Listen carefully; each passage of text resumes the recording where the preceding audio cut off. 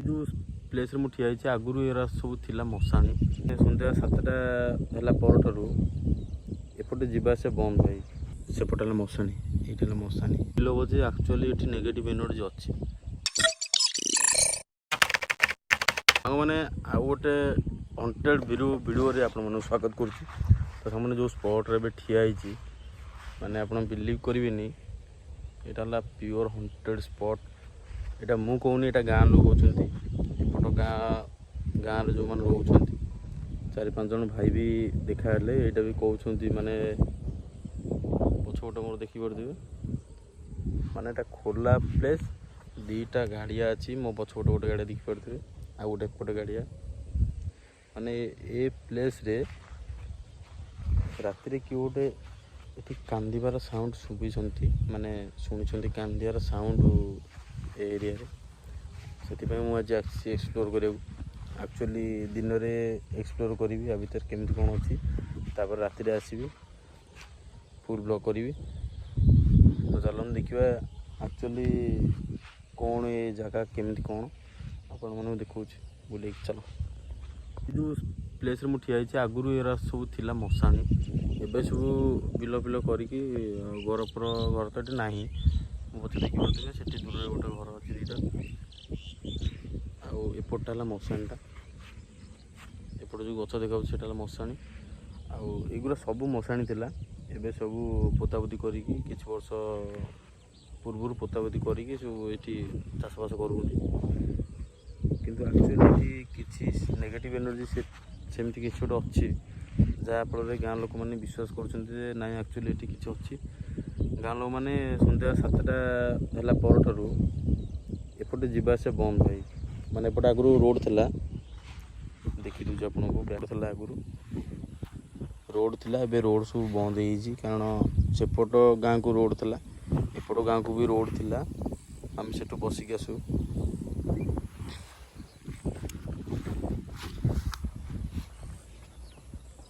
जगटा कौन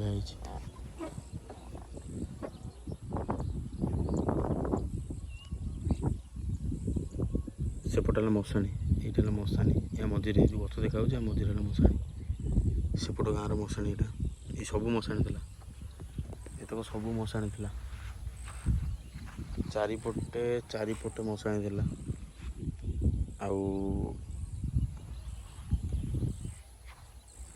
आगे तो सब बिल्ड हो आपको आगू देखु कौन कौन अच्छी कौन ना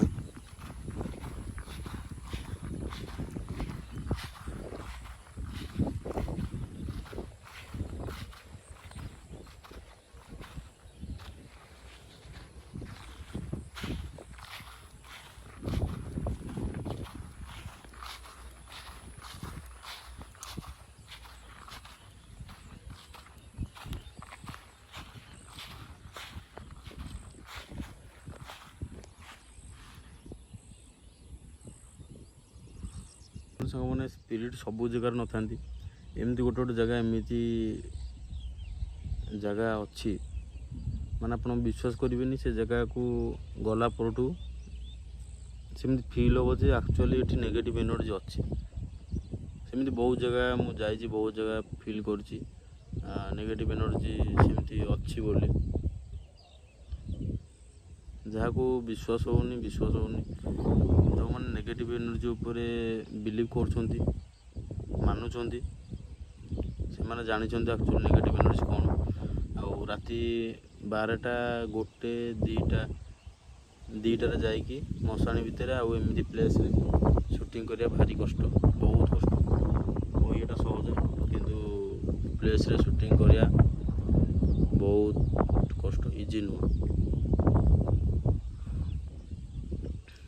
तो जे भाई चैनल को सपोर्ट कर भाई की सपोर्ट कर आगू भाई की नौच बहुत बहुत धन्यवाद आउ जो मैंने सपोर्ट करुन गाड़ी कर इग्नोर कर भाई से मानू किसी ना थैंक यू।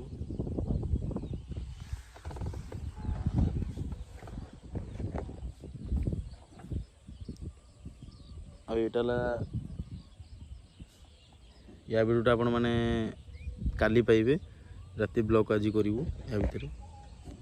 ଆପଣମାନେ ରିଏଲିଟି ଦେଖିବାକୁ ଆକ୍ଚୁଆଲି ଭିତରେ କ'ଣ ଅଛି କ'ଣ ନାହିଁ।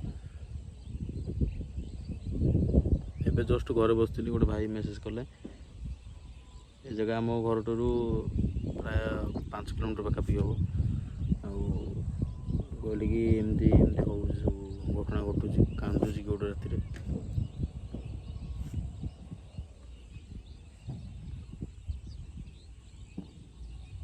ଚାରିପଟେ ଘର, ଜଙ୍ଗଲ ବି ଅଛି। ଏ ମଝିରେ ଏ ପ୍ଲେସ୍ଟା, ଏଠି ଘର ବି ନାହିଁ ପାଖରେ, 1 କିଲୋମିଟର ପ୍ଲସ୍ରେ ଘର। ଆଉ ୟା ଭିତରେ ଦେଖିବା ସୁଟିଂ କରି ରାତିରେ ଆମେ ଆଜି କ୍ୟାମ୍ପ ପକାଇବା। ଭିତରେ ଦେଖିବା ଆଜି କ'ଣ ଅଛି କ'ଣ ନାହିଁ। ଆଶା କରୁଛି ଆଜିର ବ୍ଲଗ୍ଟା ଆପଣମାନଙ୍କୁ ବହୁତ ଭଲ ଲାଗିଥିବ। ଭଲ ଲାଗିଥିଲେ ଲାଇକ୍, କମେଣ୍ଟ, ସେୟାର, ସବସ୍କ୍ରାଇବ୍ କରିବା ଜମା ଭୁଲିବେନି।